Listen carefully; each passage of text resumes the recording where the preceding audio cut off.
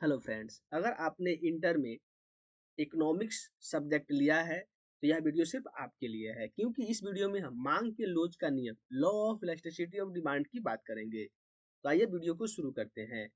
Video में अंत तक बने रहें। अध्याय 2, उपभोक्ता के व्यवहार का सिद्धांत, जिसमें मांग की बात हम लोग करते हैं कि किसी निश्चित कीमत पर एक उपभोक्ता किसी वस्तु की जितनी मात्रा खरीदने के लिए इच्छुक और योग्य होता है उसे मांग कहते हैं। यानी कि हम सीधी भाषा में कह सकते हैं कि जब कोई भी व्यक्ति किसी वस्तु की कोई मात्रा खरीदने के लिए तैयार होता है और उसके पास उसे खरीदने के लिए धन होता है, यानी कि वह उसके योग्य होता है, तब हम उसे उस व्यक्ति की मांग कहते हैं। मांग का नियम, लॉ ऑफ डिमांड।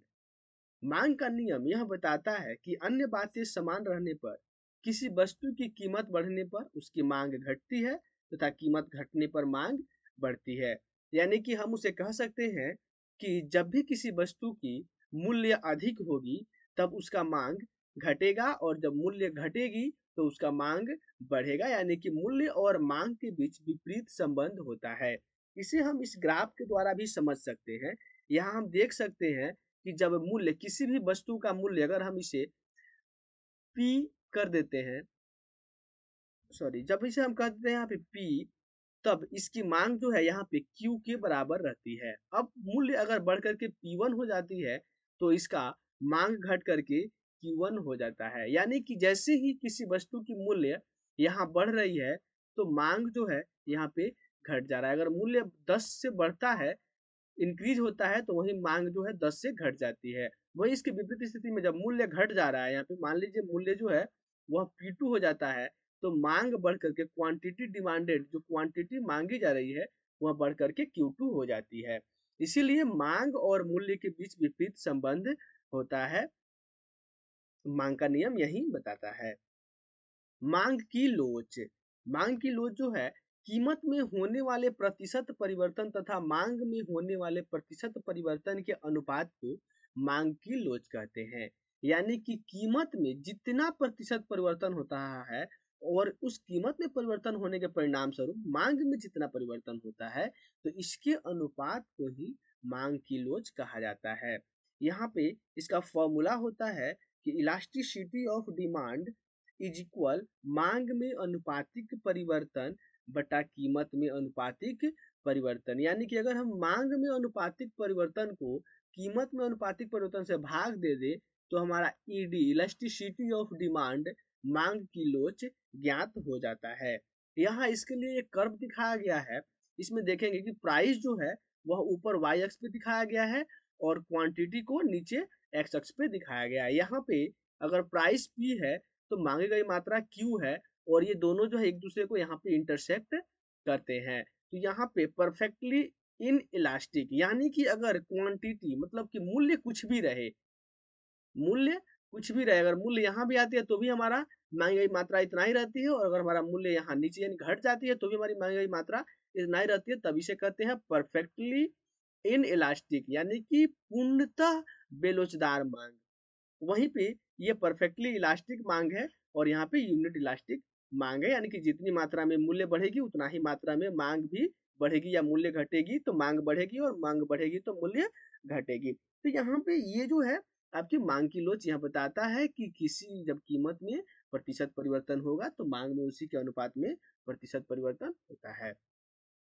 मांग की लोच के प्रकार, इलास्टिसिटी ऑफ डिमांड के टाइप्स देखेंगे हम, जिसमें सबसे पहला होता है पूर्णतः बेलोचदार मांग, परफेक्टली इलास्टिक डिमांड। दूसरा पूर्णतः बेलोचदार मांग, परफेक्टली इनइलास्टिक डिमांड। तीसरा हमारा है इकाई लोचदार मांग, यूनिटरी इलास्टिक डिमांड। चौथा इकाई से अधिक लोचदार मांग, greater than unitary elastic demand. और पांचवा है हमारा अंतिम इकाई से कम लोचदार मांग, यानी less than unitary elastic demand. यहाँ देखेंगे मांग की लोच को 5 अलग अलग श्रेणियों में बांटा गया, जिसमें पहला पूर्णतः लोचदार मांग है, जिसमें इसे कहते हैं ईडी इज इक्वल इन्फिनिटी। दूसरा पूर्णतः बेलोचदार मांग, ED is equal zero, elasticity of demand zero के बराबर होता है। तीसरा इकाई लोचदार मांग, ईडी इज इक्वल 1, यानी कि इसमें मांग की लोच जो है वो 1 के बराबर होती है। उसके बाद है चौथा हमारा इकाई से अधिक लोचदार मांग। इकाई से अधिक लोचदार मांग, इसमें ईडी ग्रेटर देन 1 और इकाई से कम लोचदार मांग ईडी लेस देन 1। ये 5 जो है मांग की लोच की श्रेणियां हैं और इसे ही हम लोग आगे देखेंगे। मांग की लोच के प्रकार, types of elasticity of demand में पहला हमारा था पूर्णतया लोचदार मांग, परफेक्टली इलास्टिक डिमांड, जिसमें ED elasticity of demand is equal infinity. जब कीमत में थोड़ा परिवर्तन होने पर मांग में अनंत परिवर्तन हो जाता है, तब हम ऐसे मांग को पूर्णतया लोचदार मांग कहते हैं। यानी कि जैसे ही कीमत में थोड़ा सा परिवर्तन हुआ कि मांग में बहुत ज्यादा परिवर्तन हो जाती है। ऐसे मांग वक्र एक्स अक्ष के समानांतर होते हैं। यहाँ देखेंगे हम इसे ग्राफ से कि परफेक्टली इलास्टिक डिमांड जो है यहाँ पे वाई अक्ष दिया हुआ है और ये हमारा एक्स अक्ष है। यहाँ क्या कह रहा है कि ऐसा मांग जो है एक्स अक्ष की समानांतर पैरेलल होता है। तो यहाँ पे देखिए एक्स अक्ष के समांतर यहाँ पे ये मांग वक्र जो है वो है। तो यहाँ पे हम देख सकते हैं कि जैसे मूल्य जो है वह P के बराबर है, तब हमारा क्वांटिटी जो है यहाँ पे Q है और मूल्य में थोड़ा सा परिवर्तन हुआ नहीं कि यहाँ पे क्वांटिटी जो है मतलब कि मांगी गई मात्रा जो है वो बहुत ज्यादा बढ़ जाती है, Q1 हो जाती है। तो ऐसी स्थिति में जो है इस मांग को कहते हैं पूर्णतया लोचदार मांग। यानी कि जैसे ही मूल्य थोड़ा सा नीचे घसका, थोड़ा सा कम हुआ कि मांग जो है वो बढ़ करके एकदम से यहाँ पे आ गई, तो ये जो है क्वांटिटी डिमांडेड जो है बहुत ज्यादा हो गई, तो इसे कहेंगे हम पूर्णतया लोचदार मांग। दूसरा पूर्णतया वेलोसिदार मांग, perfectly in elastic demand, elasticity of demand ED is equal 0। जब कीमत में परिवर्तन के फलस्वरूप मांग में कोई परिवर्तन नहीं हो तो इसे पूर्णतया बेलोचदार मांग कहते हैं। ऐसा मांग वक्र एक्स अक्ष पर लंबवत होता है। इसे हम ग्राफ से समझ सकते हैं। यहाँ पे y अक्ष दिया हुआ है और यहाँ पे x अक्ष। याद रखेंगे हमेशा नीचे x अक्ष को लिखा जाता है x को और ऊपर y को। वही जो है ऊपर वाली लाइन में हमेशा प्राइस को लिखते हैं और नीचे जो है वो क्वांटिटी डिमांडेड यानी कि क्वांटिटी को नीचे दर्शाया जाता है। अब यहाँ हम देख सकते हैं इस ग्राफ में कि यहाँ पे जब प्राइस P है यानी कि P है, तब हमारा क्वांटिटी मांगी गई मात्रा जो है इसे हम कह सकते हैं कि यहाँ पे मांगी गई मात्रा 10 के बराबर हो सकती है, मतलब कि Q है। वहीं जैसे ही प्राइस घटती है नीचे बढ़ती, पहले बढ़ रही है ऊपर की तरफ 10% ऊपर बढ़ती है, तो भी हमारा क्वांटिटी डिमांडेड जो है ये चेंज नहीं हो रहा है। यहाँ पे देख सकते हैं कि ये जो लाइन सीधे एकदम से वर्टिकल है। उसके बाद जब प्राइस कम होती है, P2 हो गया प्राइस हमारा घट करके, फिर भी हमारा डिमांडेड मतलब क्वांटिटी डिमांडेड जो है वो सेम रहता है। तो ऐसी स्थिति में ईडी इलास्टिसिटी ऑफ डिमांड जो है वो 0 के बराबर होती है, क्योंकि मूल्य घटे या मूल्य बढ़े क्वांटिटी डिमांडेड पे कोई अंतर नहीं पड़ता है। तीसरा इकाई लोचदार मांग, यूनिटरी इलास्टिक डिमांड, इसमें ED elasticity of demand is equal 1। जब कीमत में होने वाले प्रतिशत परिवर्तन तथा मांग में होने वाले प्रतिशत परिवर्तन समान हो। याद रखेंगे, यानी कि जब भी मांग में और मूल्य में होने वाला परिवर्तन जो है वो समान हो तो ऐसे परिवर्तन को हम कहते हैं इकाई लोचदार मांग। यहाँ इसे हम ग्राफ से समझ सकते हैं कि यहाँ पे मूल्य जो है जैसे P है तो हमारा मांगी गई मात्रा Q के बराबर है। अब मूल्य जो है 10% से घट जा रहा है यहाँ पे, तो हमारा मांग जो है वो 10% से बढ़ जाता है। और इसके विपरीत हम कह सकते हैं कि अगर मूल्य जो है अगर 10% से बढ़ जाए तो हमारा मांग जो है वो 10% से घट जाएगा। तो ऐसी स्थिति में इसमें होने वाले मूल्य और मांग दोनों में होने वाले प्रतिशत परिवर्तन समान है, तो इसीलिए इसे कहेंगे हम इकाई लोचदार मांग की लोच, यानी कि elasticity of demand is equal 1। यहाँ देख सकते हैं आप elasticity of demand is equal 1। 4 इकाई से अधिक लोचदार मांग, greater than unitary elastic demand, ED elasticity of demand greater than 1। जब कीमत में होने वाले प्रतिशत परिवर्तन के परिणाम स्वरूप मांग में अपेक्षाकृत अधिक परिवर्तन होता है, तब ऐसे मांग को हम इकाई से अधिक लोचदार मांग कहते हैं। हम ग्राफ में देख सकते हैं कि जब हमारा मूल्य ई यहाँ पे है, मतलब कि ए के बराबर है, तो हमारा मांगी गई मात्रा क्वांटिटी डिमांडेड जो है वो बी के बराबर है। वही मूल्य में थोड़ा सा परिवर्तन हुआ, 10% मान लेते हैं परिवर्तन होता है, मूल्य घटता है, तो हमारा मांगी गई मात्रा जो है यह 20% या 20 से ज्यादा प्रतिशत बढ़ जाती है। तो ऐसी स्थिति में हमारा ई डी ग्रेटर देन 1 होगा, यानी कि elasticity of demand greater than 1, क्योंकि यहाँ पे मूल्य में जो परिवर्तन हो रहा है इससे ज्यादा मांग में परिवर्तन हो रहा है।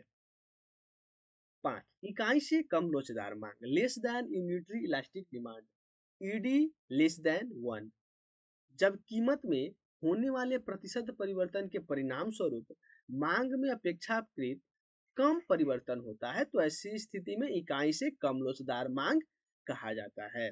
इसे हम ग्राफ से समझ सकते हैं कि अगर हमारा प्राइस P है, तो हमारा क्वांटिटी जो है, मांगी गई मात्रा जो है B के बराबर है। अब हमारा P यानी कि प्राइस जो है वो घट जाता है, लगभग 20% से घट जाता है नीचे, और यहाँ पे हमारी मांगी गई मात्रा बढ़ती कितनी है, लगभग 5%। तो ऐसी स्थिति में ईडी जो है elasticity of demand greater than 1 होगा, क्योंकि मूल्य में परिवर्तन के परिणाम स्वरूप मांग में कम परिवर्तन हो रहा है। तो ऐसी स्थिति को हम इकाई से कम लोचदार मांग कहते हैं।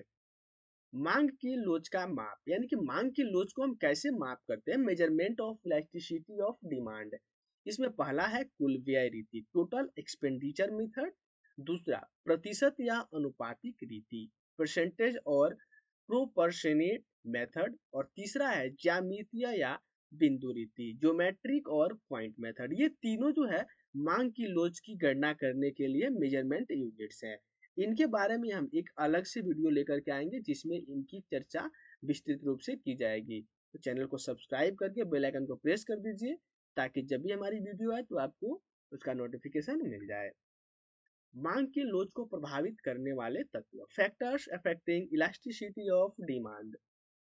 एक में वस्तु की प्रकृति, दो में स्थानापन्न वस्तुएं, यानी कि कह सकते हैं हम कि साधारण भाषा में कि अन्य बातें समान रहे, तो मूल्य घटने पर मांग बढ़ेगी, वहीं मूल्य बढ़ने पर मांग घटेगी। लेकिन यहाँ कह रहा है कि मांग की लोच को, यानी कि यह नियम लागू नहीं होगा कब, जैसे वस्तु की प्रकृति पर, कि वो वस्तु किस प्रकृति की है। अगर ठंड का समय है और कंबल की बात की जाए, कंबल का मूल्य थोड़ा सा घटेगा कि मांग उसका बहुत ज्यादा बढ़ जाएगा। वही अगर कंबल का मूल्य आधा भी गर्मी में कर दिया जाए तो भी उसके मांग में कोई परिवर्तन नहीं होगा। तो वस्तु की प्रकृति पर भी मांग की लोच जो है प्रभावित होती है।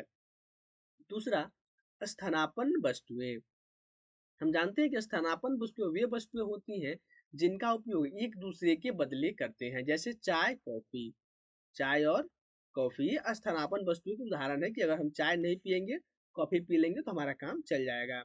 तो जैसे ही स्थानापन्न वस्तुओं का मूल्य घट जाता है या बढ़ जाता है, तो ऐसी स्थिति में मांग का लोच प्रभावित होता है, यानी कि मांग की लोच का नियम जो है वो प्रभावित होता है। वस्तु के वैकल्पिक उपयोग, अगर एक ही वस्तु के कई उपयोग होते हैं तो भी मांग का नियम जो है प्रभावित होता है।